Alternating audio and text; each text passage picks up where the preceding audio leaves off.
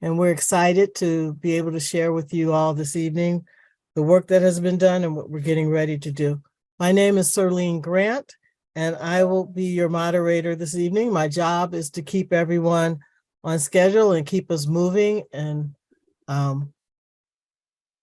get us through a number of steps through the evening. We plan to be here till about 8 o'clock this evening. So thank you for joining us this evening. Next slide. So this meeting is being offered in Spanish and English languages. If you need Spanish translation and you're on the computer, at the bottom of your screen, you'll see a little globe, a wired little globe with the word interpretation. If you need Spanish translation, we need you to click the Spanish box, the SP, Spanish box, or ES, I'm sorry, Spanish box. And if you are an English speaker, we need you to click on the English box, the EN. So I'll allow time for that to happen. And we have a translator with us this evening, Soraya, and she will be helping us make sure that we have as inclusive of a meeting as we can design, given our technology of the day.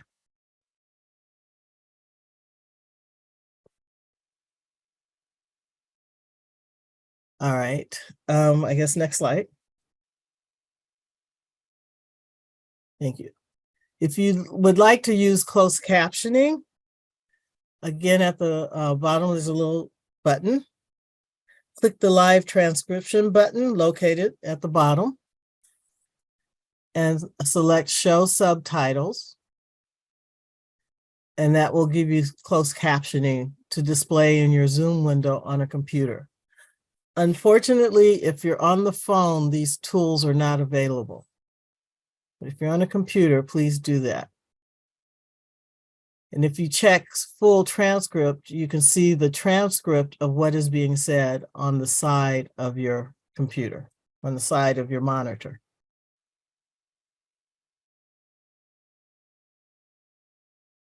Okay, thank you. As we get started this evening, I want to take a moment, and we as a team want to take a moment to acknowledge the sacred Ohlone land on which we are hosting this meeting and perform our activities every day.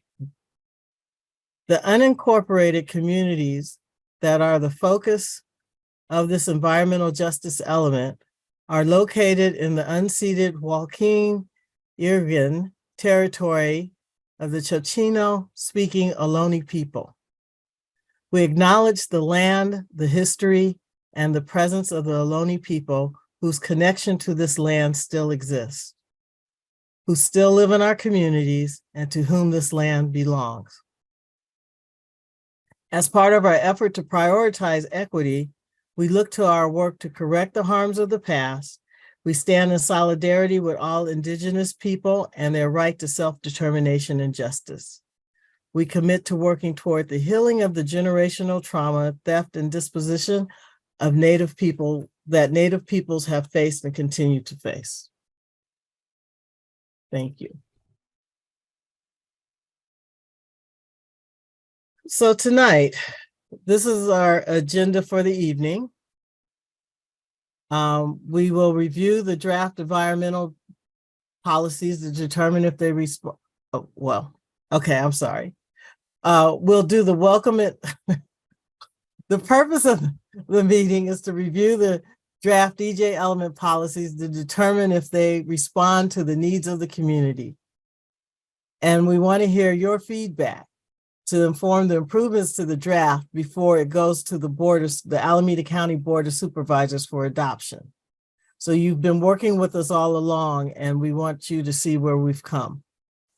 All right, next for the agenda. So this part of the agenda is the welcome and introductions. Then we will have the overview of the environmental justice project, the overview of the entire project.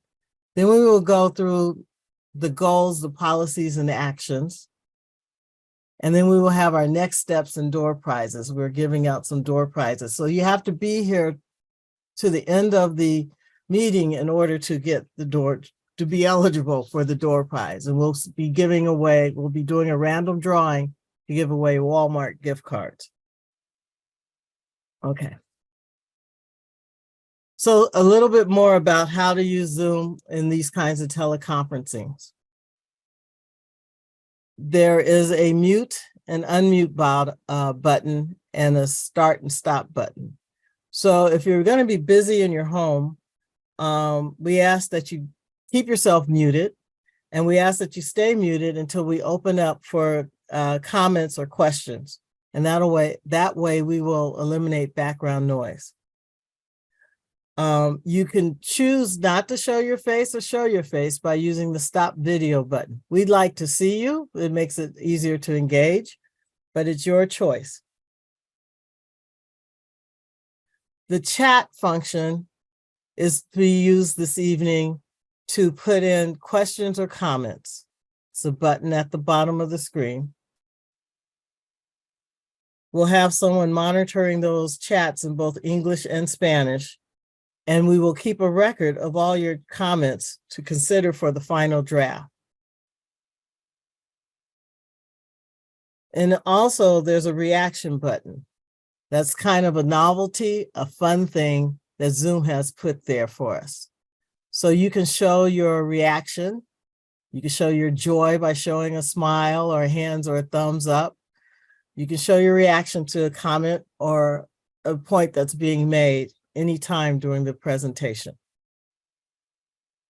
If you're calling in on the telephone, you can press *6 to mute or unmute. This is important when we get ready to take questions so that we can hear you. And you can do *9 to raise your hand. So *6 to mute and unmute, and *9 to raise your hand. We'll be taking, as I said earlier, we'll be taking your comments, written or verbal, tonight for consideration for the final draft. And you can also provide comments in other ways, sending emails and other written comments that we'll talk about a little later through June 19th. Now I'll turn it over to Ali Arbers, one of the project managers for this project. Thank you, Serlene. Thank you so much. Hello to everyone. My name is Ali Arbers. I'm a planner with the Alameda County Community Development Agency Planning Department. And I want to welcome all of you and thank everyone who's joined us online and by phone this evening, including the EJ Element project team, all of the community members who are here, and I saw at least one dog, so that's all very exciting. Next, let's see, what slide are we on? There we go. Okay, perfect. So this slide shows all of the members of the project team who are with us tonight, and thank you to everyone for being here. The Environmental Justice Element is a project of the Alameda County Planning Department, and 4 members of that team are here this evening. There's myself, my supervisor Liz, and Olivia and Rob are also here. And we're supported by Carol Lee from the county's General Services Agency Office of Sustainability. And we also just want to recognize ongoing partnership from the staff at the County Healthcare Services Agency Public Health Department. Our consultant team includes Shannon, Vanessa, maybe everybody just go ahead and wave. Shannon, Vanessa, and Grace from Environmental Science Associates, Serlene Grant, whom we've already met from EnviroCom, and our partners at the Tiburcio Vasquez Health Center Promotoras program, as well as our wonderful translator, Soraya. And of course, we are especially grateful to you, the residents and community members who have taken time out of your day to be here. So thank you so much. Next slide, please. All right, so I'm going to provide an overview of this project and some information about the communities that it focuses on. So what is environmental justice? Environmental justice, one definition of it, of course there are many, but one definition is that environmental justice is the right of all people to live, work, play, and learn in a healthy and clean environment. So because living in a healthy and clean environment is so important for our physical, emotional, and mental well-being, The state of California now requires cities and counties to address environmental justice in their general plans if they have low-income areas within their jurisdictions that are more impacted by pollution and other health hazards than other areas of the state. So there are 16 census tracts, which you can see on this map, that are in the unincorporated areas of Alameda County that do meet that definition and that are the focus of this environmental justice element. And those are located in the communities of Ashland, San Lorenzo, Cherryland, Castro Valley, and Hayward Acres. So these areas or census tracts are the focus of this plan because, like I said, they meet that definition of low income with more exposure to pollution and other health hazards as compared to other parts of the county. So next slide, please. Hey, Allie, before we move forward, I just got a message from Soraya if we could slow down just a little bit. Yes, thank you. Great. All right, so this slide shows our work plan, process, and schedule. So our timeline for this project. We began the project in 2021 and spent the first 6 months gathering data on each of the required environmental justice element topics, which I'll go over in a slide to come. We shared the results of our findings at the first workshop with the community in May of 2022. And during that time, we also conducted a community-wide survey to gather your input, the community's input, around these topics.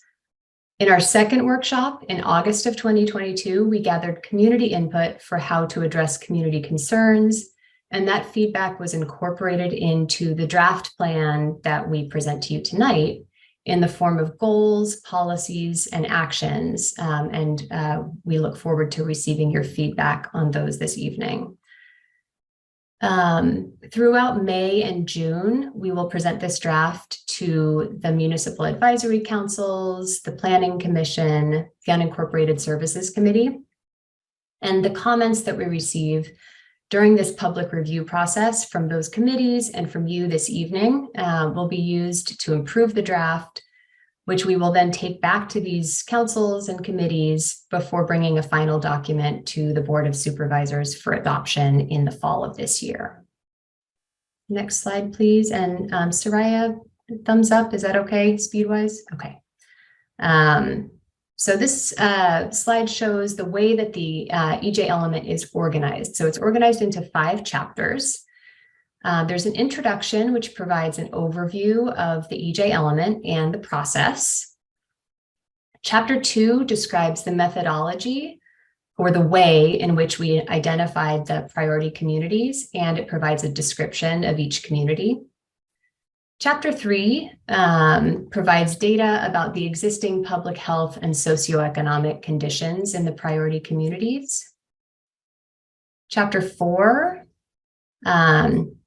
this is what we'll be discussing tonight are the goals, policies, and actions. So using public health data and community priorities as a foundation, this chapter lists goals, policies, and actions aimed to improve health and wellness in the priority communities. And we've divided this chapter into 7 sections or pillars, which we will go into detail with you this evening. The 5th chapter, let's see, this is the implementation and monitoring chapter, which creates a roadmap for the county to implement the EJ element with ongoing engagement from the community and other stakeholders. So next slide, please. Thank you. So a little bit about the relationship between this EJ element and other parts of the general plan. The EJ element aims to complement existing policies in other general plan elements, but not duplicate them. Some of you may be aware that the county is currently in the process of updating the housing element, safety element, and the community climate action plan, all of which are also part of the county's general plan. And we've received extensive feedback from the community throughout the last year or two about concerns related to housing. So we wanted to let you know that those concerns will be addressed in the housing element update with particular attention to the needs of the priority communities. And similarly, concerns that we've heard from you in this process related to climate energy, and emergency response will be addressed in the updates to the Community Climate Action Plan and Safety Element. Next slide, please. So there are a number of ways for you to provide comment between now and the end of the public comment period on June 19th. So in addition to attending this meeting and providing your comment, we encourage you to try our new online social comment platform, which you can find at AlamedaCounty.consider.it. Or you can use the QR code on this screen to access that site, and we'll also drop a link to this platform in the chat. We encourage you to use that platform. We're excited to see how it works. You can provide comment at other public meetings where we will be presenting, including the Castro Valley and Eden Area MAC in June. And these are all listed on our project website. And you can also feel free to call or email me with your comments about the draft. My phone number, it's not on there, but it is 510-670-5428. You can email me at allison.abers@ac.gov.org.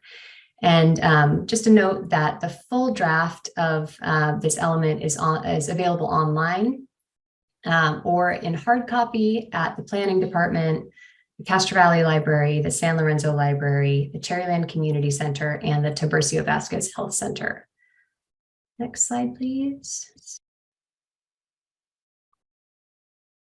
Okay, so in this section, we will begin to look at the goals, policies, and actions that are included in Chapter 4, with a focus on those policies and actions that specifically address concerns that we heard from the community throughout this process. So I will hand it over to Olivia. Hello, everybody. I have my notes here. So our first goal is about centering environmental justice. Policies and actions under this goal are meant to address the disproportionate environmental burdens and impacts faced by the priority communities and to prevent inequities from occurring moving forward. So as you can see on the screen, the goal is that the county will center environmental justice, equity, and accountability in relevant decision-making processes. Next slide, please. And there are 3 policies associated with this goal. I want to note that in tonight's presentation, the policies are written out in full as they are in the document, and the actions are summarized for the sake of time. So we encourage you to check out the in whole element for the complete description and also share comments about it, of course. So the first policy here is to consider publicly acknowledging historical and ongoing harms, working with residents to identify and implement appropriate remedies. And the actions associated with that policy include considering a formal written apology for the county's role in perpetuating racial discrimination, inequity, or injustice, pursuing ongoing exploration of local reparations, and proposing an Indigenous land acknowledgement for public meetings, similar to how we started the meeting here. Our second policy is to integrate environmental justice principles into zoning and the general plan. And the corresponding actions for that policy are creating a process to integrate EJ principles into future general plan updates, and establishing an environmental justice priority zone. And what we mean by zone is designating the priority communities as an area where specific improvements will be targeted to address many of the issues that we're raising here in this plan. Both of those actions are considered catalyzing actions. You can see the little stars next to them, the document. That's how all catalyzing actions will be noted throughout this presentation. These actions set a foundation for the county to enact more equitable choices moving forward. And the third policy for this pillar is to pursue strategies that increase diversity, equity, and inclusion. And the corresponding actions are to create a county health equity in all policies strategy plan and prioritizing improvements in programs that specifically reduce health risks. I believe next slide, yeah. And I believe we're handing it off to do the survey next, yes? I'm sorry. Okay. So we heard from the first set of policy recommendations and actions. And we'd like to know from you, and this is going to be quite a task because we're many of you on Zoom and some of you on the phone. We'd like to know if these policies and actions respond to your concerns on this topic. So if you could respond to the poll and just say yes or no or somewhat, we'd appreciate that.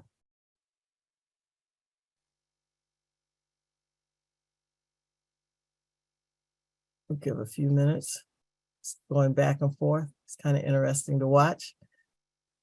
Yes was in the lead, and then more people participated, and there's a somewhat.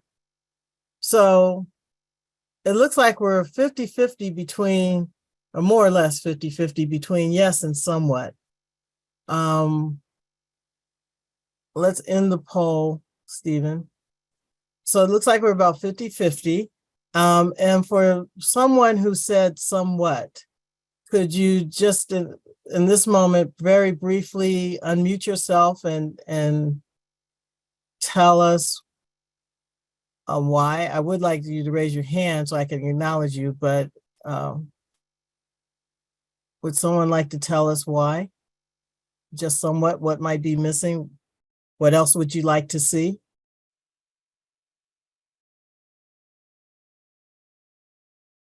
Okay, I don't see anyone unmuting themselves or raising their hands. Okay, Pat Pyrus, thank you.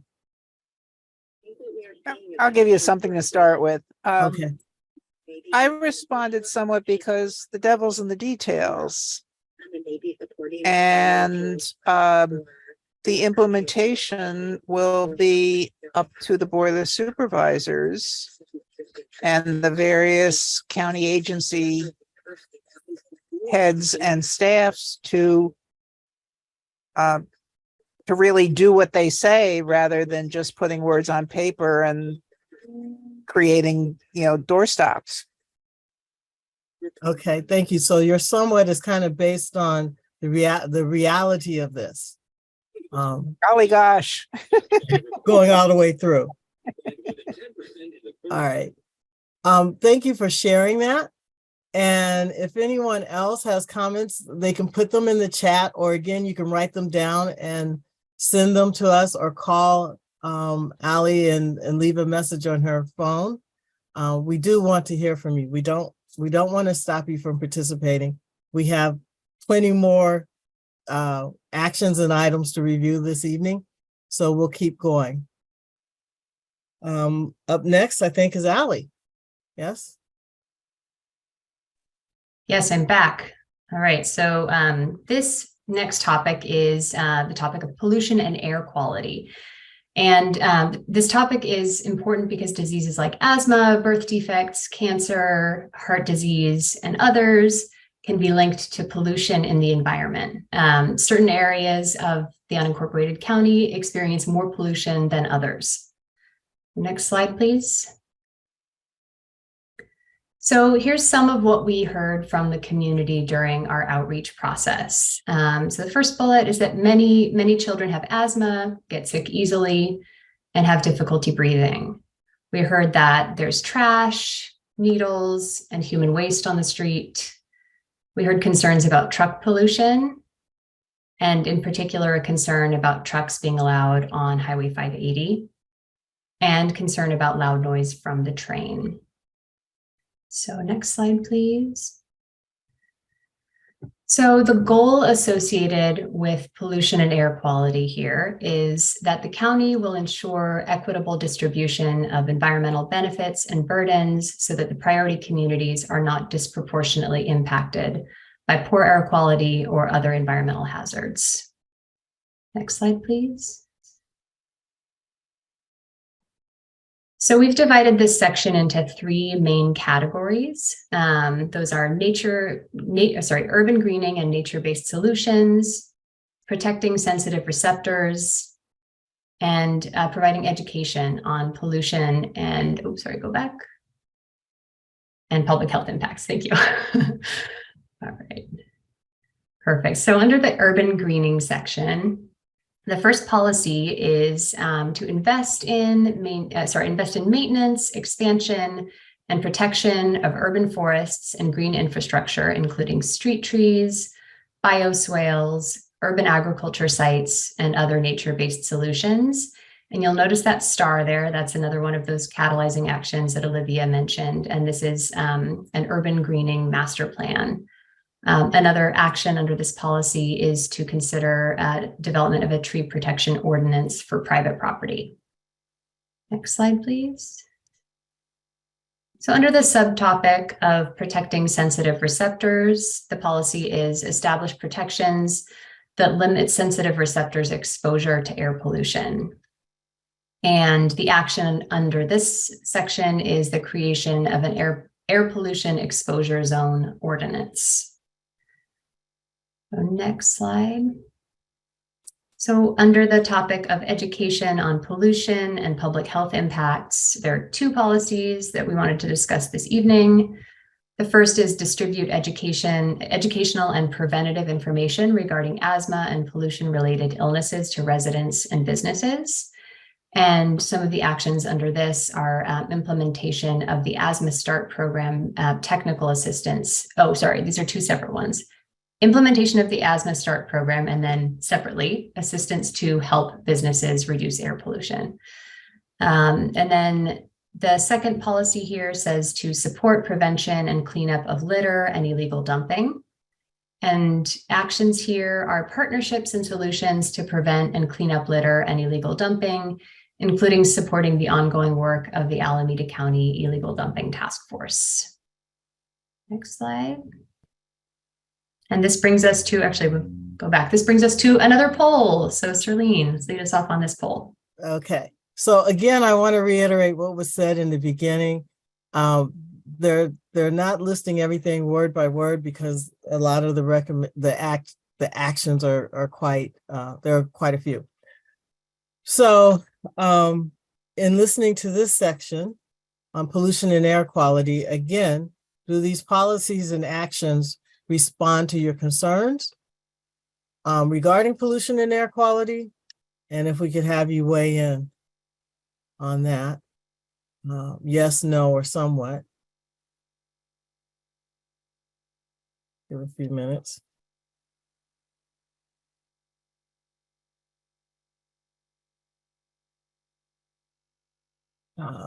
If you are on the phone, unfortunately, there's not a real way for you to participate in the poll, but if you have a comment, you can do *9 to raise your hand.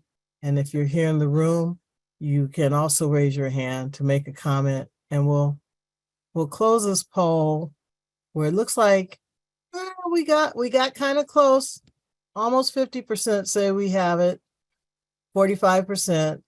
But there's about a third of you, 25%, a quarter of you, and saying, no, we missed it, maybe, or something is missing, something else should be done or said. So can we stop sharing the poll? And can I get anyone to weigh in and explain or share what some of your concerns might be regarding why it's not quite there? Anyone? We really do want to hear from you. Hi, it's Ann Maris here. I'm not sure how to speak, but Go ahead, Ann. Thank you. Thanks. What I didn't hear was something that like connects to the earth. Like I didn't hear, anything about trees. What's something natural that takes pollution and turns it into pure oxygen. I didn't hear that. And then like your picture's disappointing because it shows, dead trees made into logs and then non-native plants, So what I'm not seeing is just a really basic connection to the soil, the air. What about detectors on the freeway? You look at the purple air and you see our area in Southern Castro Valley is where we have no detectors. So we can just assume the pollution's as bad as it is by every other freeway, and then act on that. But I mean, it would be interesting to see some actual data. So I didn't hear anything about that. You know, we hear about high blood pressure and asthma. What about autoimmune disease? I feel like all my neighbors have autoimmune diseases. You know, is there any connection to the CDC and data? Like I'm not hearing like data and real connections. That's why I said no. Okay, thank you. So a little bit about more data to explain how they got to their recommendations, and more about the actual ecology environment, trees and what have you. Anyone else? Okay, thank you. We'll move on to our next area, our next topic area, which is public facilities. And Carol's going to do that. Thank you, Serlene, and good evening, everyone. So this next section covers the goals, policies, and actions related to equitable access to public facilities, including public amenities and public infrastructure, such as parks and green space, schools, community centers, healthcare facilities, childcare facilities, and public transportation. These facilities are an important part of healthy communities and neighborhoods, and certain areas experience less access to these facilities than others. Next slide, please. And during the first workshop and through a survey, we asked, what are your primary public facilities concerns and what areas need improvement? What we heard from you, that public transit is too expensive and too hard to access, that communities need sidewalks, that more streetlights are needed for improved safety, that schools are being closed in Black and brown neighborhoods, that incorporated areas need more green spaces and parks, and that community programs are needed, including exercise classes, sports, and after-school programs. And I'd like to note here that the county does not have control over our school closures or park locations, but they're positioned to form partnerships and collaborate with school districts and park and recreation districts to help address community concerns and needs. And next slide, please. So the goal of this pillar is to provide residents of the priority communities with equitable access to high quality public facilities, community amenities, and public improvements that prioritize their needs and foster health and well-being. Next slide, please. Thank you. So this pillar is split into three main categories: equitable distribution of public facilities, mobile improvements, and outdoor improvements. Next slide, please. And the policies, let's see there. I'll start with the policies and then go through the recommended actions. So the first policy is to accommodate areas that are underserved by public facilities through equitable investment in public facilities, public amenities, and public infrastructure. So a catalyzing action is to implement policies to improve transparency and inclusion of priority communities in the infrastructure planning process. Another action is to implement strategies to equitably fund development of public facilities. Another policy is to encourage the use of public school campuses as amenities for the broader community. And a corresponding action is exploring partnerships to activate public school campuses for community use outside of regular school hours in areas with low park access and higher density. Next slide, please. So the next area is mobility improvements. First policy is to improve access to public transportation services in the priority communities. And associated actions include improvements to bus stops and improving access to affordable transit programs. Another policy is to support infrastructure improvements that promote bicycle and pedestrian safety in the priority communities. And the associated actions are community engagement and updates to the county's bicycle and pedestrian master plan, also the neighborhood traffic calming program. And another action is inclusion of bike and pedestrian improvements in the capital improvement plan. And then the next slide. For outdoor improvements, policy is to support HARD's goals. So HARD is the Hayward Area Recreation and Park District, their goal to provide parks and recreation facilities and green spaces within no more than half a mile for 99% of residents of the priority communities. And the associated actions are to form partnerships with park districts to utilize county-owned property for recreational purposes, and also form partnerships with HARD, so again, the park district, to make swimming facilities more accessible. And then I believe Sterling will take us to the next poll. Yes, and so we have a poll about this one as well. And again, it's, do you see or have you heard policies and actions that respond to your concerns in the neighborhoods that you represent or live in? And again, yes or no or somewhat.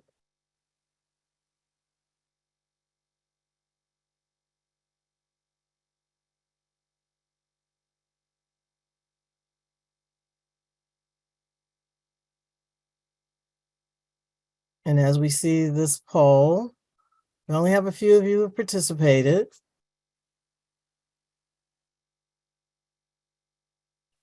Yes, no, or somewhat. And it looks like a few no's.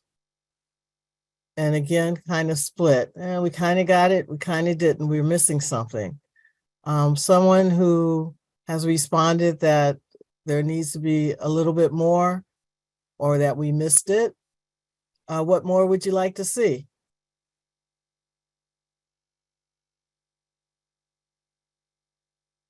Anyone? Hi, Ann Maris again. Okay. Thanks. What I'm missing here is the connection of, like, why do we need more outdoor improvements? You know, what I don't see is the connection to mental health with natural spaces.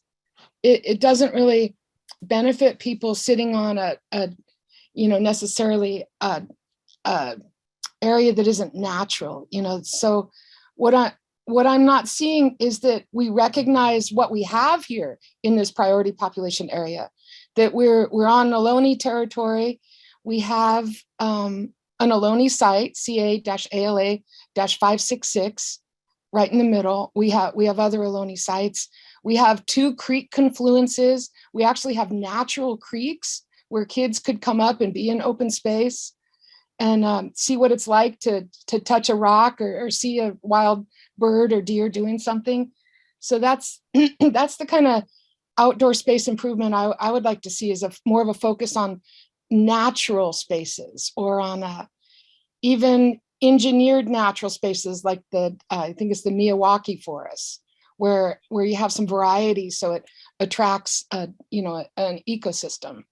And I feel like we have too many pictures and statues of animals and not enough actual nature here.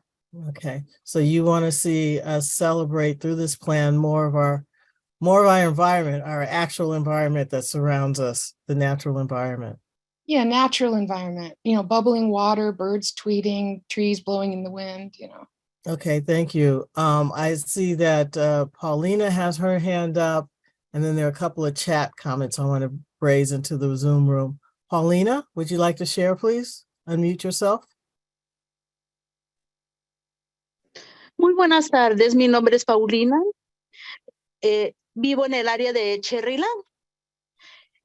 Por todos los comentarios que están diciendo ahorita, es algo muy importante en mi comunidad. Muy importante, ¿por qué? Porque las calles de mi comunidad por el área de Lewelly, esa avenida, esa calle, donde siento que para mi preocupación como personas, ¿verdad?, que vivimos aquí, las banquetas están desapareciendo. ¿Por qué? Porque no le han puesto prioridad en nuestra comunidad. A mí me gustaría, si ahorita, por ejemplo, están diciendo cuáles son nuestras preocupaciones, que se vinieran a dar una vuelta al lado de nuestra comunidad. Nuestra comunidad carece mucho de ese bello paisaje, que tenga esos bellos calles. Tiene mucha necesidad nuestra comunidad, al igual que con sus luces. con las luces, qué diferente se mira al lado de Ashland, que ya están componiendo todo eso, y qué diferente se mira al lado de Cherryland, una comunidad con pobreza, de sus calles, de sus luces. Hay a veces que se mira como si no hubiera gente. ¿Por qué? Porque en las noches ya no puede salir uno a caminar. ¿Por qué? Por lo mismo también de que las lámparas hay mucha necesidad de lámparas. Esa es mi preocupación hacia mi comunidad, hacia Ashland, por la Llewellyn. Hay necesidades, mucha necesidad para que compongan todo eso y se vea bello nuestra comunidad. Gracias. Thank you. So what I am hearing, what we're all hearing perhaps as a takeaway from that last comment in particular is some responsibility about infrastructure improvements. Excuse me. Sidewalks, lights, to make mobility more accessible, if you will, and more welcoming and available to our community. And someone put in the chat that the Public Works Department has a role in this, which they do, because they are responsible for a lot of the infrastructure. So taking those comments, there might need to be a pairing or a sharing of responsibilities with the Public Works Department, if I can extrapolate from the comments being offered.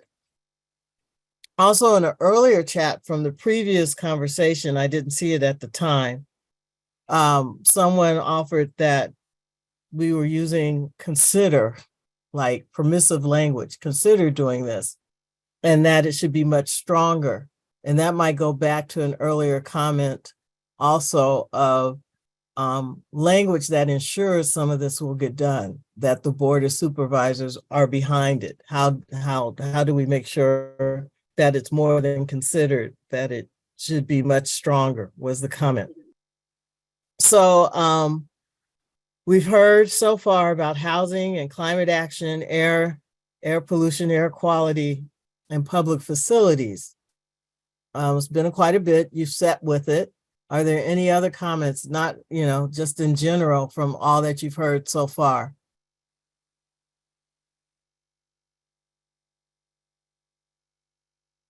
Not seeing any hands. Again, if you're on the phone and you would like to participate, you can raise your hand by saying *9, or you can unmute yourself by *6. If you're in the Zoom room, you can do the same with the buttons on the bottom.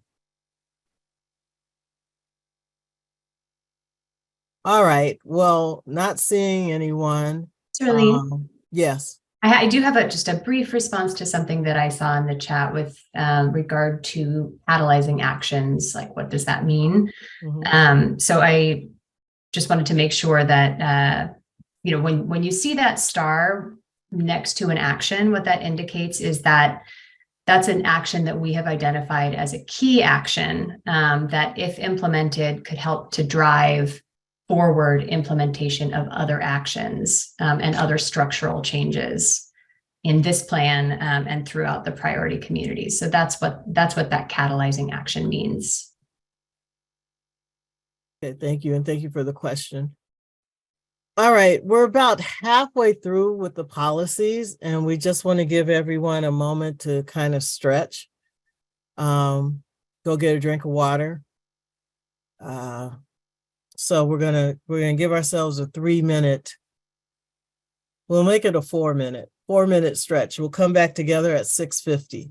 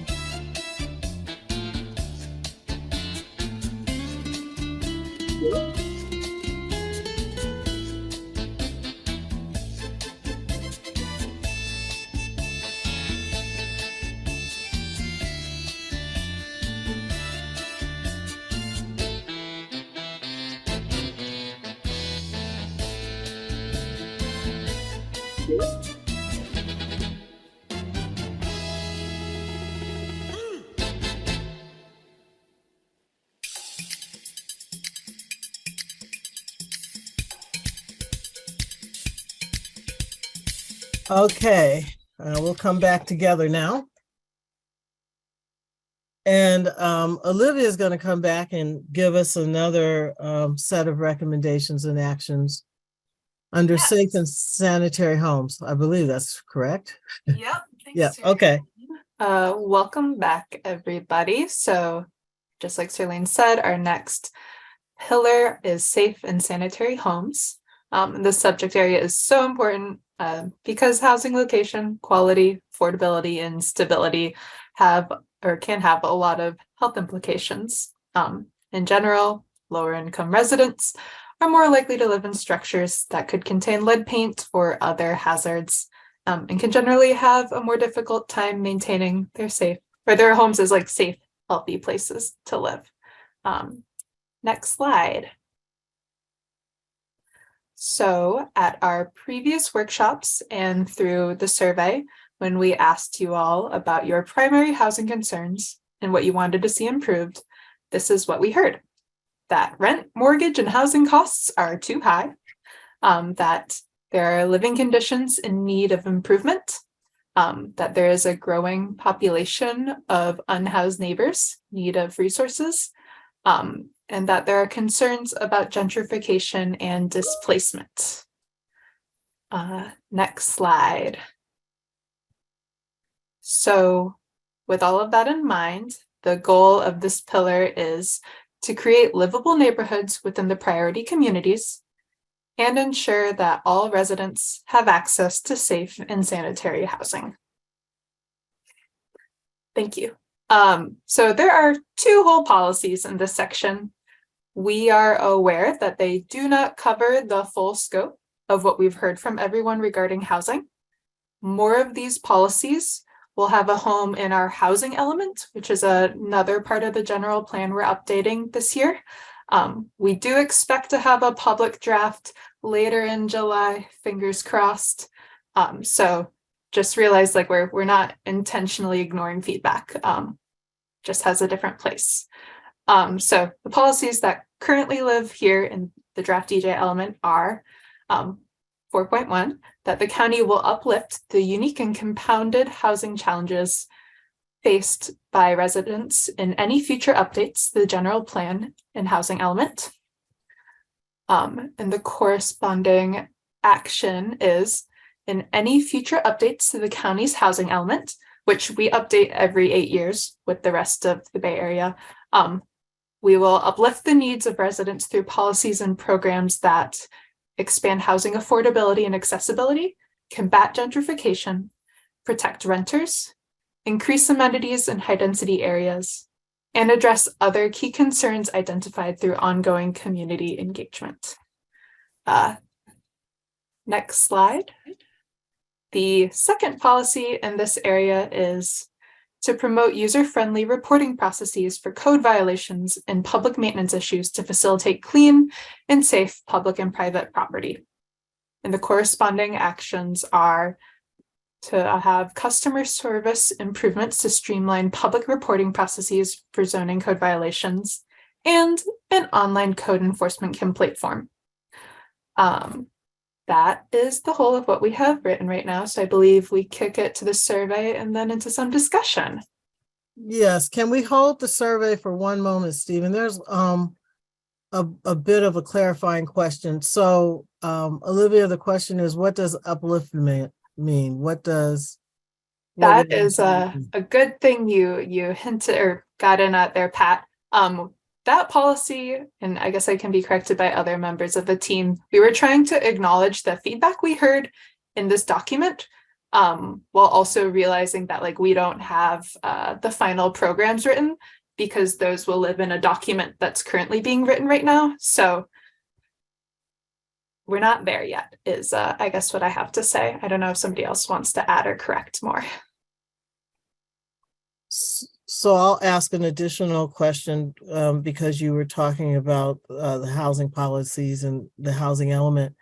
If people have comments about the housing, should they offer it here or should they offer it in the housing element or should they do both? I think we can offer it here and it will be recorded. I'll also drop our housing element email, which I manage, in the chat. We want to hear everything you have to say. I would love more feedback. So I'll put the emails in the chat, and if we have time, we can also get into it here. All right. But want to keep it focused on the EJ stuff primarily, right? Right. All right. So now we'll do the poll, please, Stephen. And again, do the policies and actions regarding safe and sanitary homes and neighborhoods, properties, speak to what you would like to see.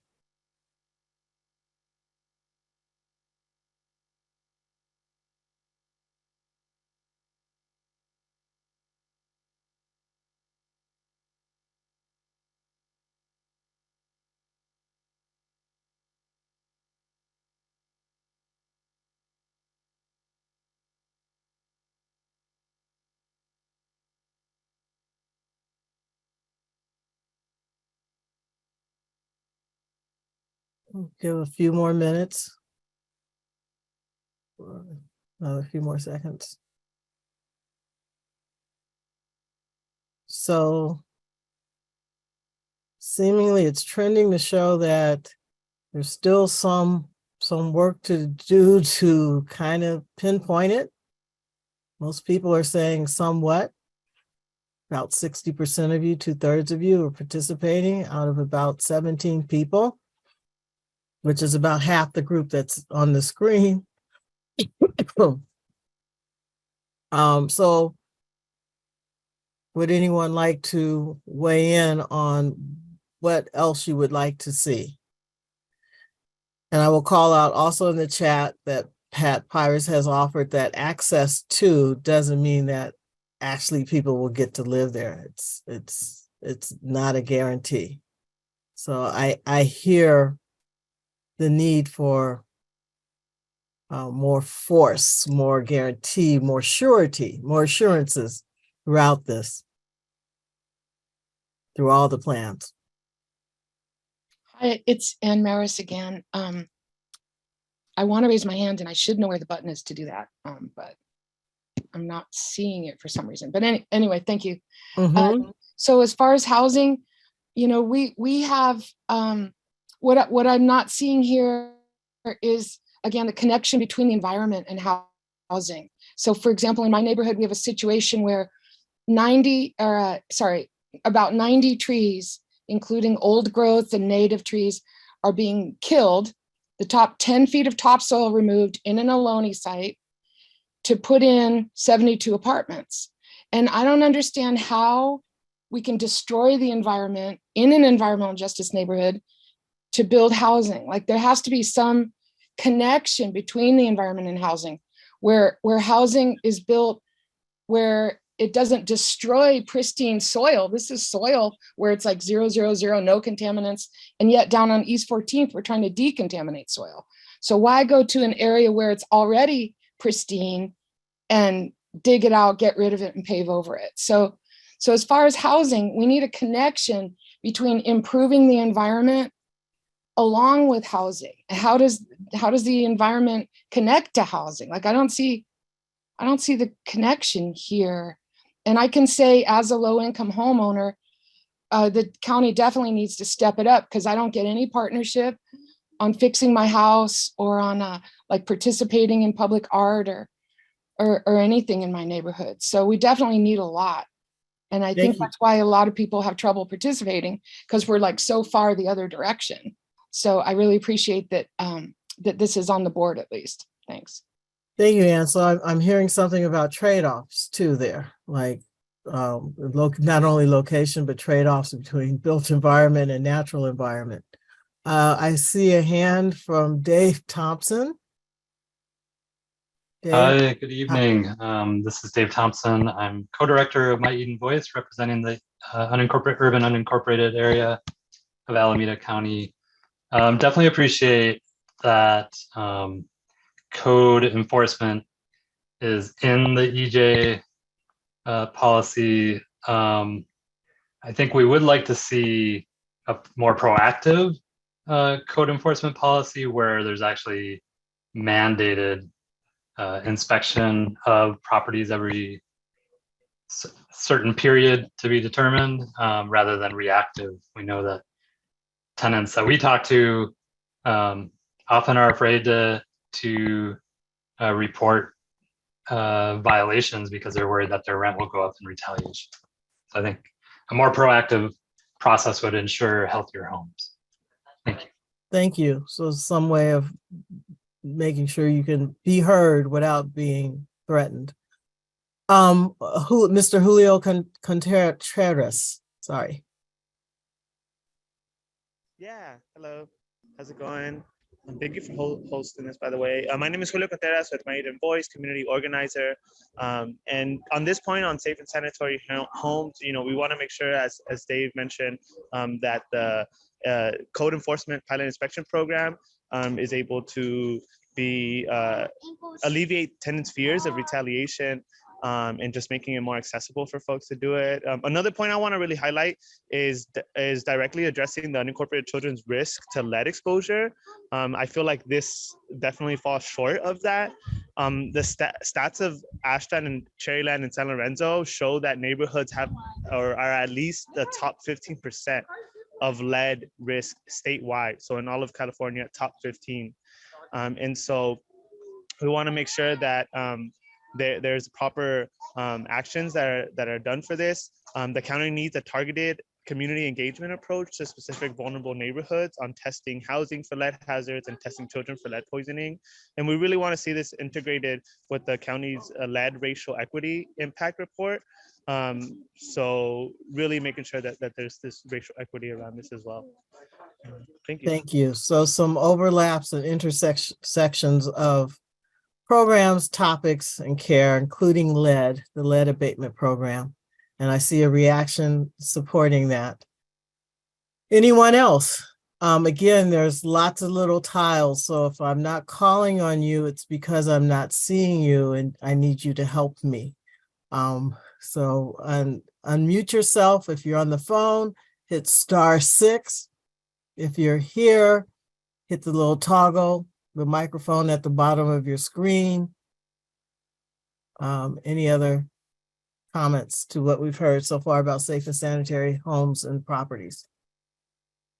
Or any of the others topics that have come up? Okay, not seeing any, we'll move on to food access. And Rob is going to do that one.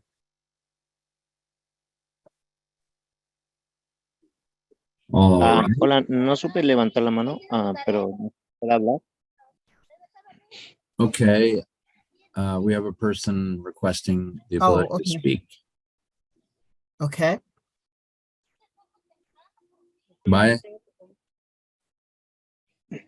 Hola, mi nombre es Miguel de León y quería hacer, bueno, primeramente, gracias. Yo soy parte de las áreas no incorporadas y me gustaría, más que nada, que también se haga un enfoque sobre el aire, el aire y el medio ambiente, ya que, por ejemplo, hay lugares donde se van a hacer parques, pero pues también que se respetara esas áreas para que realmente fueran áreas verdes, para que haya un poco mejor de aire, ya que en estas áreas hay mucha contaminación del humo y pienso yo que algunos parques se pueden solucionar, pero hay muchos árboles muy pequeños donde en realidad necesitamos árboles que en los parques sean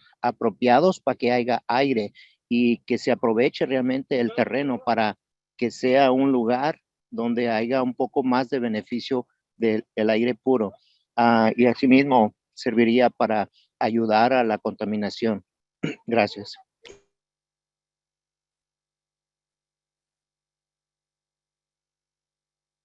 Thank you. I'm sorry I was muted. Thank you. Thank you for sharing. All right. Rob. All right. So we're covering food access here as the next piece of the environmental justice element. Next slide, please. And what we heard from you was that grocery stores with healthy options are too far away, that fresh and healthy food is too expensive, that school lunches need to be improved so that students can get healthy food, and that community members need access to food resources like food banks. Next slide, please.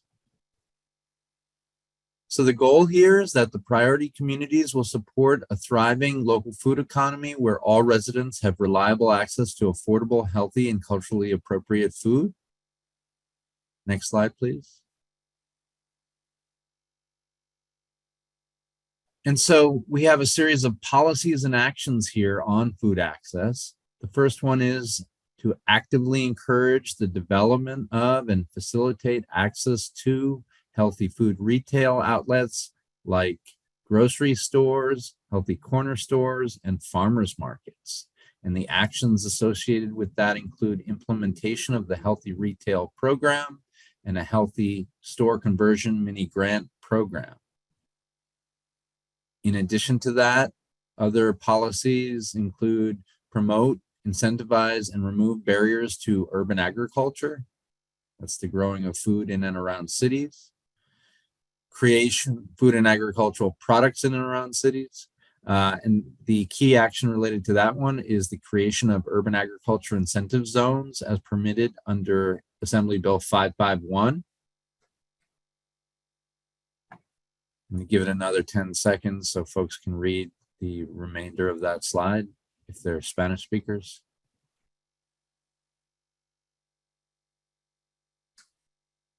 All right, next slide, please.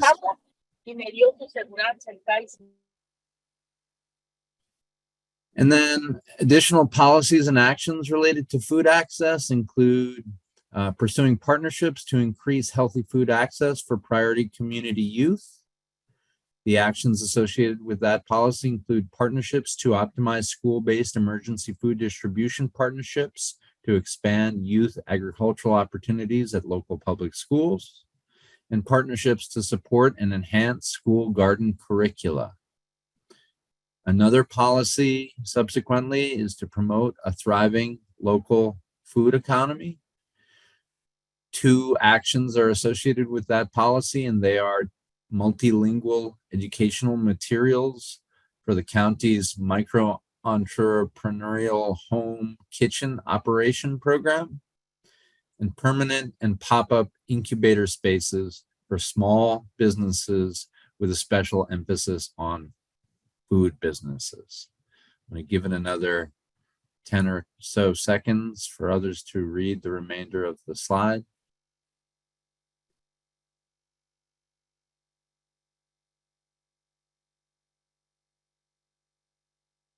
All right, next slide, please. All right, we are going to move into Carol's segment. We have to do our poll first. I muted myself again. Yes, I missed the poll. You missed the Thank poll. you. Thank So you. again, we have heard about policies and actions around access to food. And so are there any, your response to this, does it, you've gotten it down, does it meet your expectations? Did you hear what your concerns, did you hear your concerns addressed through this? Is there something else that we can do?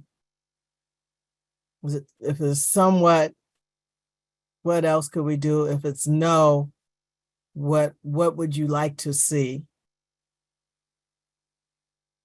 And I see that HOA codes should be required to be more ag friendly for local residents.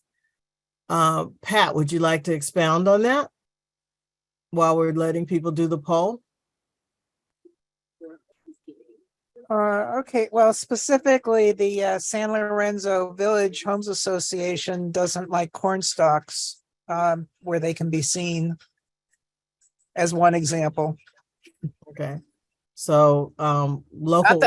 It's not me trying to grow it. I kill everything I try and grow. So I'm just speaking from what I've watched. All right, so local ordinances that might keep people from having food, growing their own food or raising, I don't know, chickens or whatever. Okay, so about half of you said yes, these are good policies. You see your concerns answered. A couple of you said no, you don't, and a few of you said somewhat. So any other comments about food? You know, Serlene, can I just share out what was brought on right before the food access piece, what the gentleman mentioned? yes. Okay. The gentleman who came on, I believe his first name was Miguel, mentioned that in the unincorporated areas, parks need to be kept green, i.e. well maintained, and that small trees exist in parks, but we also need large trees for improved, air quality, essentially, in terms of dealing with the pollution. Thanks. Thank you for lifting that into the room. Sorry, I missed that. Again, about food. I just personally know that food is a big concern. Mr. Pisano, Jazz, you've raised your hand. I did. Sorry to have joined you late, but good evening. It's regarding food policy in particular.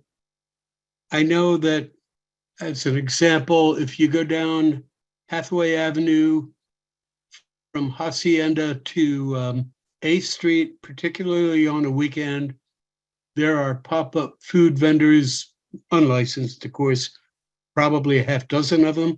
So I'm curious, are we talking about having inspections so that we might feel more comfortable dropping in on these places or others and promoting that entrepreneurial spirit. So I hear two things in your question.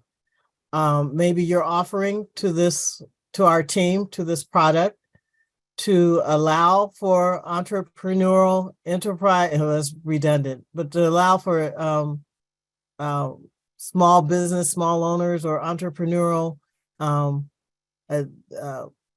ways of providing food. That's correct. Yeah. And then perhaps you're also saying in doing that, making sure that it is quality, licensed, inspected, etc. Absolutely. All right, thank you. And making it affordable for the people who are trying to scrape by and make a living so that they will apply, making the county process accessible, affordable, and welcoming. Thank you. Esmeralda de Leon. Please unmute yourself.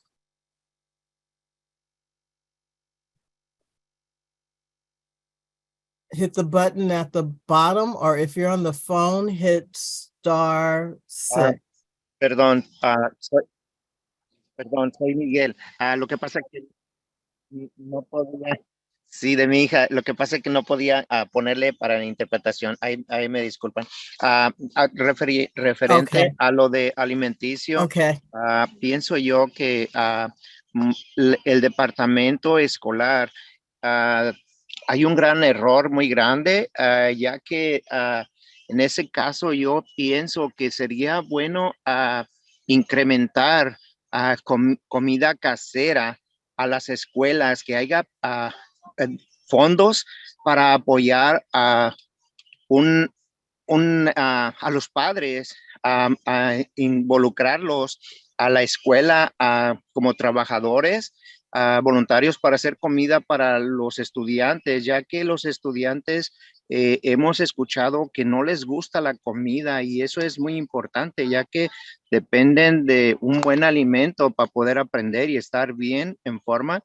Y pienso yo que a través de los años la comida se ha hecho muy comercial. Ya cuando llega a las escuelas ya no hay esa forma de alimentarse bien, y todos tienen la comida o no la aceptan, no quieren comer en su casa porque se levantan rápido. Entonces pienso yo que ese es un tema muy importante que se nos está olvidando, ya que está bien traer comida a los lugares, a las áreas no incorporadas, pero también ese tema es muy importante para las escuelas. Pienso yo que sería muy bueno tomar en cuenta que hubiera fondos y hubiera un plan para poder cambiar ese sistema. Thank you. So we want to make sure that the plan, the environmental justice element, encourages healthy foods and partnerships.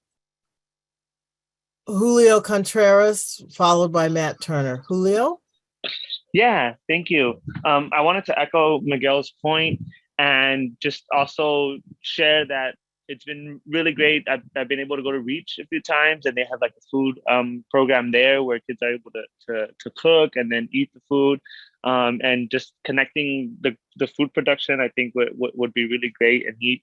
And I also just wanted to ask, how much capacity is there to add, like rather than just the partnerships and the goals, like to actually link funding to this, and specifically, like I'm wondering of what happened with ACOE, the Alameda County Office of Education, and the funding for Project E, because I know that was something that affected a lot of the schools that used to have a garden or used to have a school program, but after that funding fell out, that was gone, and I'm not sure if there's any plans to revamp that up, but I would also just advocate for what Miguel said. All right, and I heard in your statement that even though it's gone, it was a good thing to have those community gardens or the school gardens available.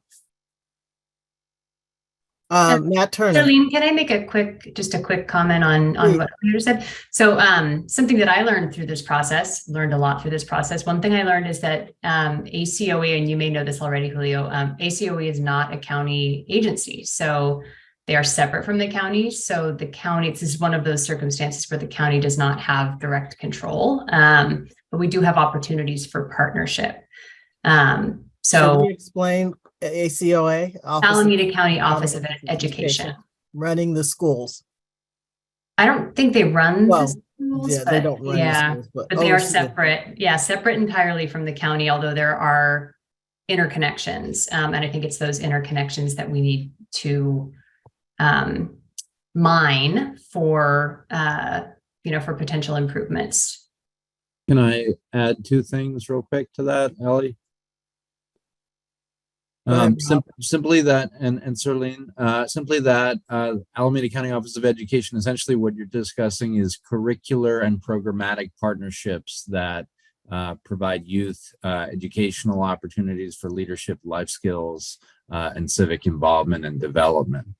That's sort of a good nutshell way to say it. I also want to say that the gentleman who came on, I believe it was also still Miguel before Julio, wasn't just mentioning about food access in schools, but what he was also talking about was that the parents could be funded to prepare foods for the schools as a key point. Thanks. Thank you. Matt Turner. Great comments already said. And clarifying for ACOE, it is an arm in the state, and it is also involved in how local funding is directed to schools in a substantial way through Education Revenue Augmentation Fund with the County Assessor's Office. So it's a major player in how money gets moved around, and often in the unincorporated area for underfunded districts. On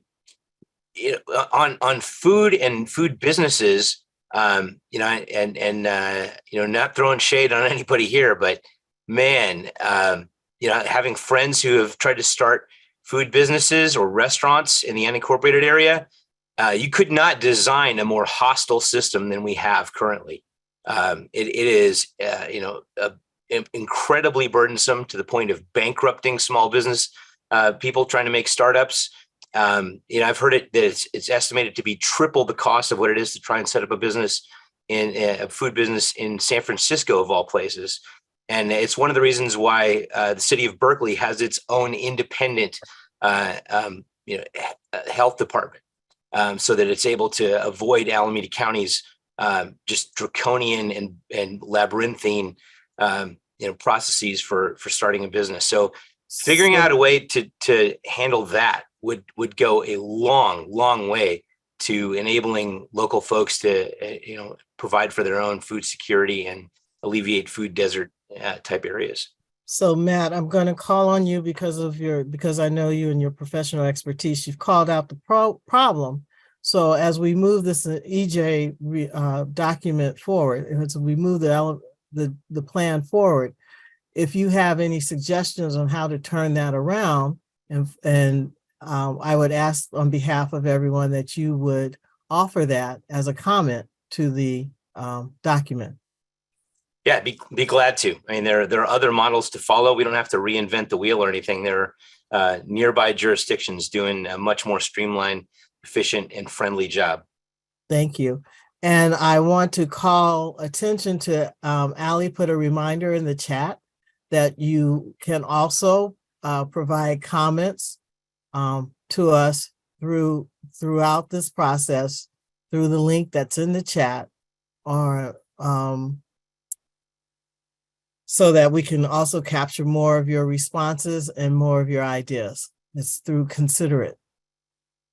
All right, we're going to move forward, and I'm sorry, my page has got a little bit out of order while we were talking, but I do believe that we are on health and physical activity next, and that's going to be Grace. Yes, thank you, Serlene. Thank you. So as Serlene mentioned, next we'll be going to be discussing the health and physical activity pillar. This topic is important to the environmental justice plan because physical activity is shown to be crucial for both physical and mental health, and health issues such as cardiovascular disease and diabetes are closely linked to a lack of physical activity. Next slide. So these are some of the things that we heard from you, the community, in the first workshop and through the survey when we asked, what are your concerns regarding health and physical activity? And you answered that there's a need for access to mental health resources, that there are heart health issues in the community. There's a need for more recreation facilities, that community spaces are not safe for exercise because of crime, needles, and litter. And there's a need for community programs that promote healthy lifestyles. And there's a need for improved community safety. Next slide, please. So with that being said, the goal of this pillar is to ensure that physical activity opportunities, medical and mental health care, and supportive social services are convenient and accessible to all residents of the priority communities. Next slide, please. So this category is divided into two subcategories, and those are health and supportive services, as well as physical activity. Starting with health and supportive services, the first policy that we want to highlight is 6.2, which is to pursue equitable distribution of and improved access to medical and mental health care. Some actions associated with this are having transit-rich locations for new health and medical facilities to select, and having mobile health care clinics come to the high-need areas. Also, we see policy 6.3 includes having support access to health and supportive services for vulnerable groups. And these include seniors, unhoused or disabled residents, people with limited English proficiency, and people who are within the reentry community. Some action items associated with this policy include support for reintegration of previously incarcerated youth and adults, and having multilingual healthcare resources and outreach materials available for community members. Next, we want to pursue a collaborative community-based approach to mental health response. And associated with this is the action of expanding community asset and transport, the mobile mental health crisis intervention team, as an alternative to law enforcement responses. Next slide, please. Continuing with the policies for health and supportive services, we see policy 6.8 includes promoting neighborhood safety through holistic relationship-based public safety models that facilitate social cohesion, racial equity, and trust. Some actions associated with this are deepening the relationship building efforts for the sheriff's office through the application of community capital's policing model, and having more community engagement options for new sheriff substations. Policy 6.9 states help connect residents to local public sector jobs. And the actions associated with this include creating more inroads to local public sector training and career opportunities for residents. Policy 610 characterizes as prioritize provision of childcare services as needed to support low and middle income families and local economic development. For this, we see an action that includes having a needs assessment to evaluate the gaps in childcare services. Next slide, please. So moving on to the physical activity side of this pillar, our first policy is partnering with recreation providers to encourage physical activity for all community members through inclusive and culturally appropriate physical activity and programming. And one action associated with this is having recurring health and physical activity events. Next, policy 6.7 includes having support programs and partnerships that connect residents to nearby green spaces, parks, and hiking trails. And some of the actions that would help achieve this are having a bus scholarship and parks transportation program, or seasonal story walks, collaborations with libraries. So before we move on to the next pillar, we're going to have a poll for this pillar as well. Thank you. Thank you.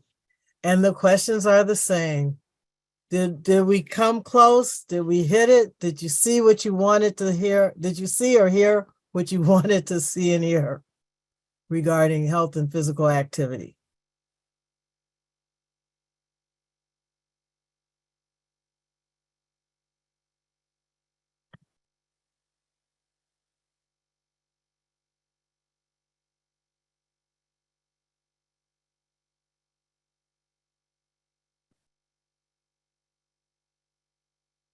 And more of you participated in this one than in the previous one, so thank you. And it looks like we're trending with kind of a split between those who say we got it and those who say, well, we almost did. There's still something missing. And a couple of you who said we missed it. So again, wanting to hear specifically from those of you who said we missed it or there's something else you want to see, please raise your hand or lift your voice into the Zoom room so that we can hear from you.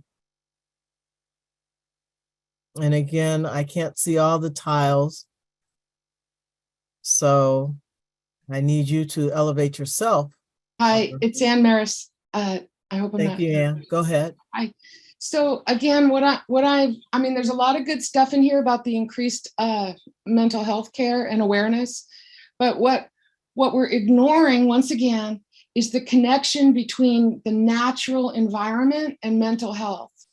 You know, like personally, like when I have some, a tragedy, like a, medical diagnosis or whatever, where do I go? I've gone to the Meek orchards and sat under the trees and thought about life. I go to the creek. We're not protecting what we already have.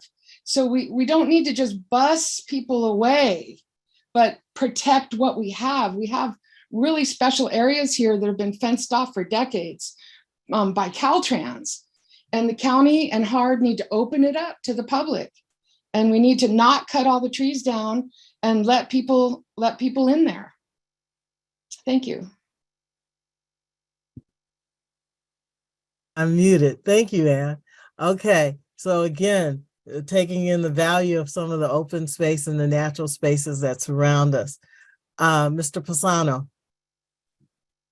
I totally agree with Ann on this one. There are some very valuable spaces. I grew up in an area where there was absolutely no green.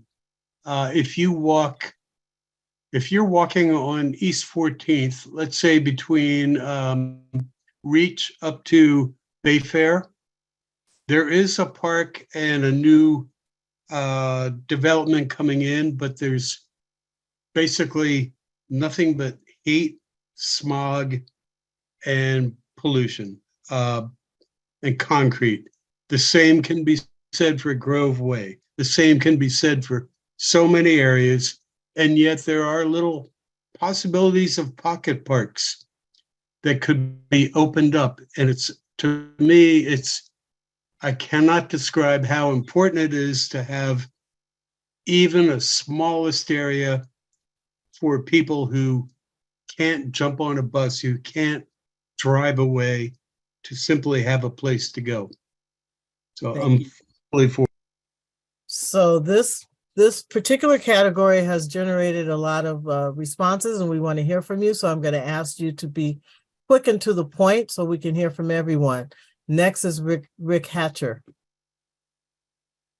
Yeah, good points. The decades of disinvestment in our community is obvious, and what we're doing with HARD is, we're having to buy market rate properties, especially along the East 14 corridor. Luckily, with those properties, we're able to get grant funding, and so a big commentary that I have is I'm having a lot of dialogue with our leadership to, really include. The health and wellness of our community is based on in many factors, in looking at our open space. And I think Chaz said it clearly, even small areas of greenery, trees. I mean, the health component of what it does for us in our community is just invaluable. And so having the county treat their park district, HARD is the park district for the unincorporated area. I finally am hearing Supervisor Miley actually say, we're the park district for the unincorporated area. So it becomes hopefully a trickle up in the situation to where there's more, the staffs, including, these open space elements in every facet of their development. Anything that's coming in has to have a park-like element to it. So I'm kind of another call to action that, there's a lot of human rights that we're addressing here, and open space and parks is a human right also. So it's continuing to work up to make that happen. Thank you, Mr. Hatchard. So making sure there are policies that reinforce what people want. That is not just considered, as we heard earlier. I'm going to hear from Matt Turner, Mira Han, and Miguel. So Matt, go ahead, please. Yeah, one of the things that it isn't listed at all really is our infrastructure. Being able to bike and walk from wherever you live to the things you need to get, whether it's recreation or school or jobs or food. The county is 100% responsible for the built environment we have as far as infrastructure for transportation goes. That's active and driving and bikes and all that. And that's a huge part of health. If you can't walk the block in your own neighborhood, you're going to be much more sedentary, and there are serious health consequences for that. And the county has been an abject failure on this count across the unincorporated area. I mean, the lack of sidewalks alone, safe routes to school is a joke for most of our communities. And the efforts are laudable, but the reality is tragic. Okay, so Matt, I'm going to cut you off. We had a little bit about infrastructure earlier, but I hear you saying it needs to permeate throughout many of these recommendations. Yeah, it's physical health and activity is critical Thank you. Mira Han, please unmute yourself.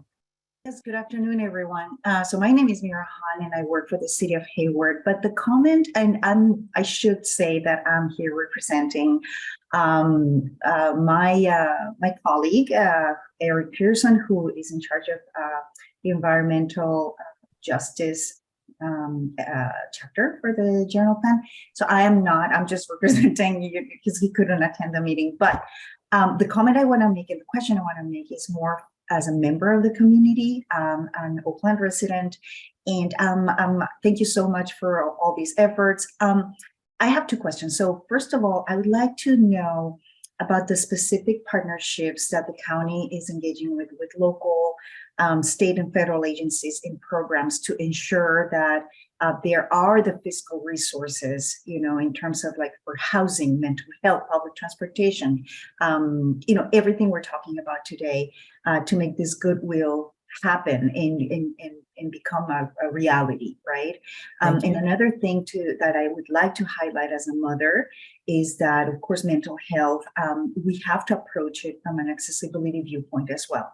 But that also includes neurodivergent folks, meaning that the physical environment, the built environment we need to take that into account as well for mental health to make it accessible and welcoming to all. So that's just my 2 cents, more as a member of the community than, local jurisdiction staff.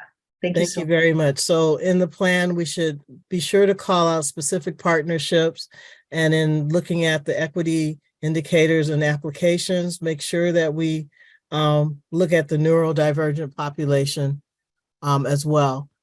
Please, I know I'm cutting some people off and summarizing broadly.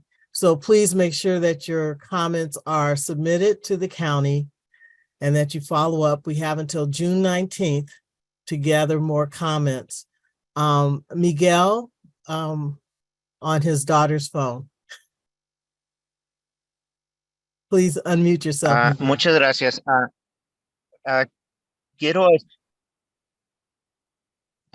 Creo que ya está, a ver si me escucha. Creo que referente a lo de salud mental es muy importante enfocar la ayuda a las escuelas, y no sé si tengan fondo las escuelas, pero es muy injusto que muchas veces hay muchos niños que se autolesionan.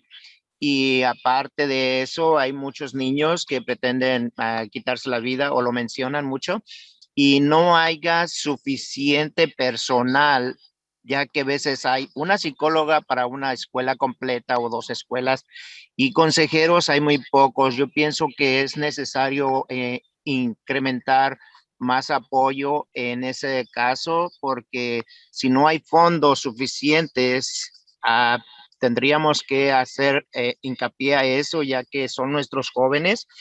Desgraciadamente, mi hija es una de las personas que sucedió la situación y por medio de ella me he dado cuenta últimamente que son muchas. Entonces, si no hay tan fondos, pienso que deberían de apoyar a los distritos escolares y meter más personal capacitado para que haya asistencia de salud mental en las escuelas.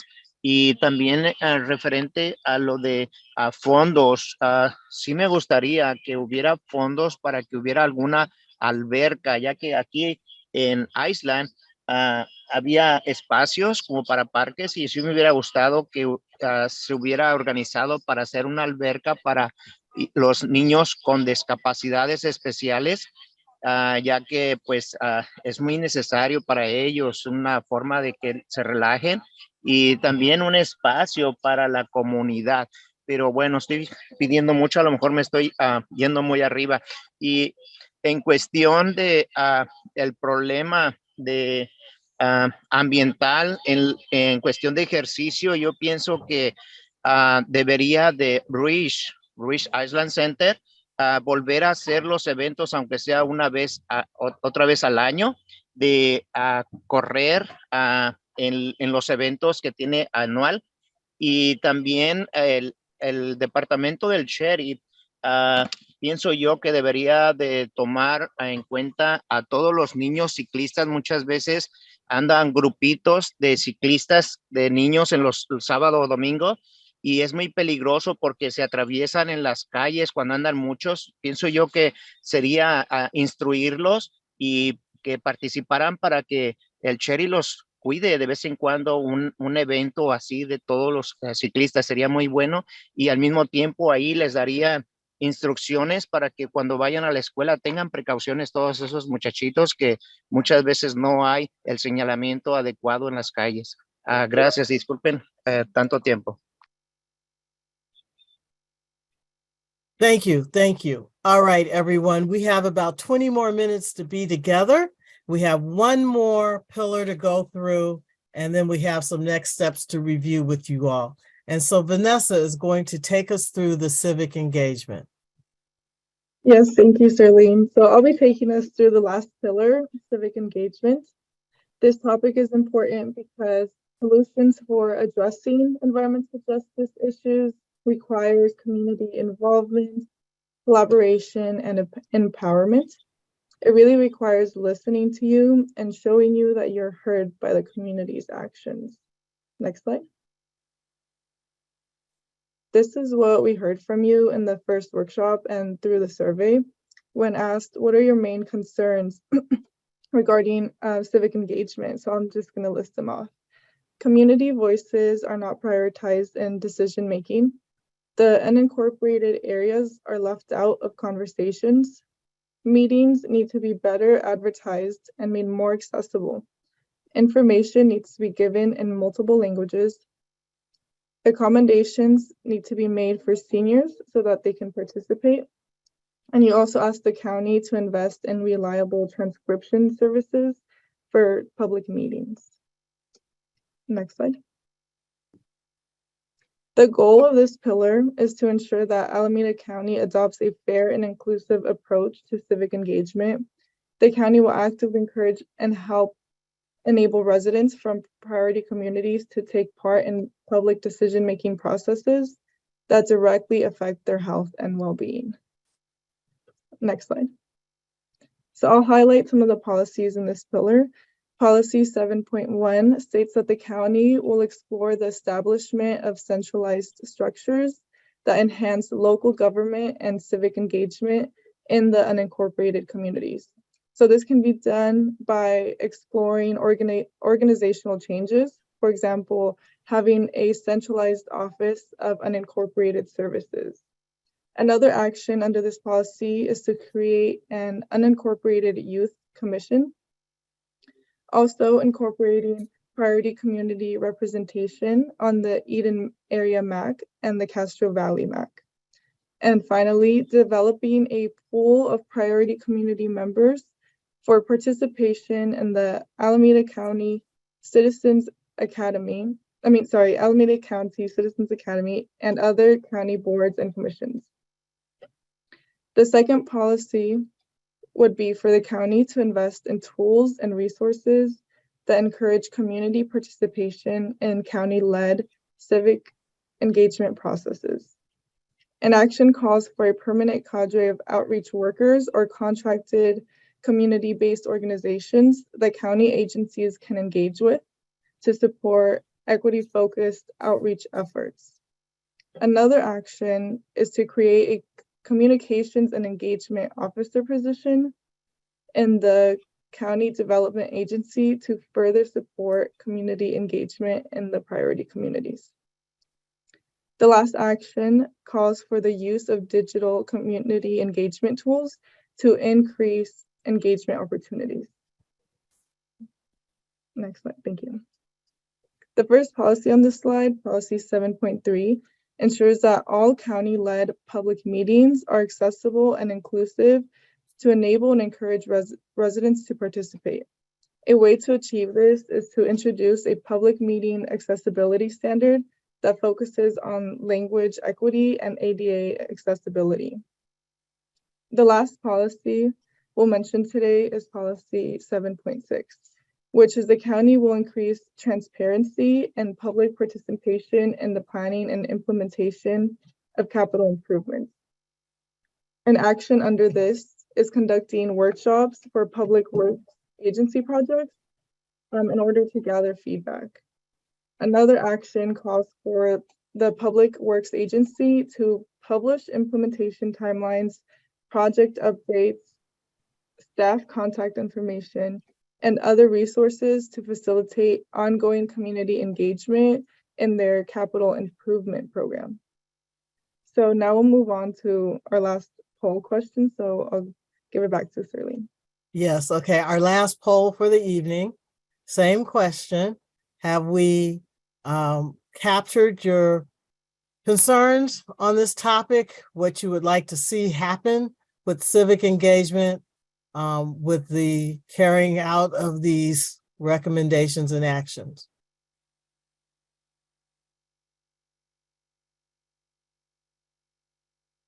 Many of you, not all of you, but many of you said yes.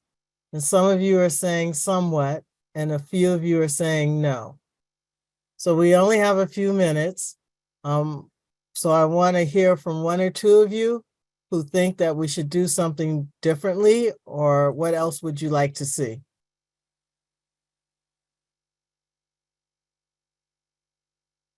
Anyone? I have my hand raised. Okay. Yeah, so this is Julio Contreras with My Eden Voice again. We've made a request for many years now, and I just want to state again that we need an office unincorporated investments and initiatives. Since we're not a city and there doesn't seem to be processed or covered across each agency and across the unit. And I'm not sure. Am I the only one having difficulty, or was that? No, it's really bad. Okay. We're getting some interference, Julio, on your audio. Hey, Julio, turn off the drill. Yeah, Julio, we're having a really hard time hearing you, and there's some kind of interference. I don't know if it's technical or whatever, but it's a very high-pitched sound. So I'm going to ask that you submit your comments in writing, because it was very distracting and it drowned out much of what you were saying. So I don't know what happened. Hey, can you hear me better now? Yes. Sorry about that. So I was saying that we need an Office of Unincorporated Services to track unincorporated investments and initiatives. This folks all throughout the night have referred to just a disinvestment. So we want actual accountability for this, and then also for the ARPA dollars, just making sure that they are going to locations that are really needed. And so we really need like an unincorporated manager, somebody who can connect the agencies, the services, just to make sure that they're really getting to the communities and people who need it. Thank you. Thank you. So again, I want to thank everybody in the essence because of time, I'm going to end our comment period unless someone has something very pressing to share. So I want to thank everybody for participating and joining us tonight and providing feedback. And again, our public comment period goes until June 19th. We'll also be taking a presentation around to different public meetings with the Castro Valley. I'm on the next step slide, yes. With the Castro Valley MAC, Municipal Advisory Council on June 12th, with the Eden Municipal Advisory Council on June 13th, and with the Planning Commission on June 19th. We will take all of these comments. We're calling this round one, and it will inform the final draft. And then ultimately the final draft will be going in front of the committees and meetings again to be adopted in the early fall of 2023. Please, again, any comments you have, please submit them. Mr. Pisano, I saw your comment after the fact. There was a way for people to join and listen, and you would go down to the wire globe and hit English or Spanish. I'm sorry I didn't see that until a few minutes ago. You can read the draft, a version of the draft at various locations. It's on the county website for people who don't have access to a computer or don't want to try to read the document on your phone. You can go to the planning department. The address is here on Winton Avenue in Hayward during normal business hours. You can go to the San Lorenzo Library during library hours. You can go to the Castro Valley Library during library hours. You can go to the Cherryland Community Center, and you can go to Tubercio Vasquez Health Center, the offices on East 14th in Ashland. Excuse me, allergies. You can go to those places and read a copy and see a draft. As promised, we are going to do door prizes, $25 gift cards. You have to be present here to win. We did a random drawing from the names of the participants while we were doing this meeting. So the winners are Rita Sklar, Marciela Munoz, George Jesse, and Brenda Dan. And if you would be so kind as to send me, you can phone call or text me your information. I will make sure that you get the gift cards, and I'm going to put my contact information in the chat, but you can call or text me at 510-418-7826, and we will get the cards to you. Rita Sklar, Marcela Munoz, George Jesse, or Brenda Don, and I hope you all are still here.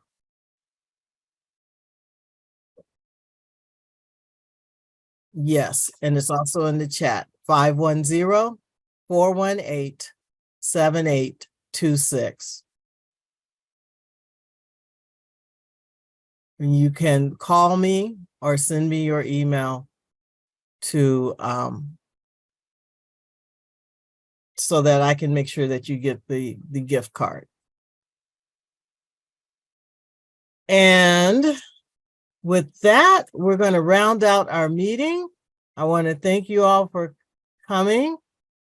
If there are any additional, you really want us to hear you say this tonight, comment. This is the moment to raise that comment. I'll give you a couple of minutes. Not seeing or hearing any. Other contact information, other questions, you want to get in touch with somebody about the program and the project, you can reach Allie, and her email address is here, Allison abors@acgov.org. And I have a quick request before we hop off. Anyone who's able, we'd love to take a picture of everyone, do a quick screenshot. If you are able to turn your cameras on and wave at the camera in just a moment. I'll give you okay, wave when you're ready. 1, 2, 3, wave. All right, I think I've got it. Awesome. Okay, thank you so much, everyone, for being here and for all of your comments. And please do feel free to send any more comments our way via the Consider It platform, email, phone. There's no wrong way to comment on this document. So please let us know what you think. And thank you. Any more comments from the team before we close? Okay, and you can also, my contact information is throughout the document. We will forward it to anyone who's on our listserv. So if you were one of the people who was called for a gift certificate, you can also contact me and we'll make sure that you receive it. So thank you. Good night. Thank you all. Thanks so much.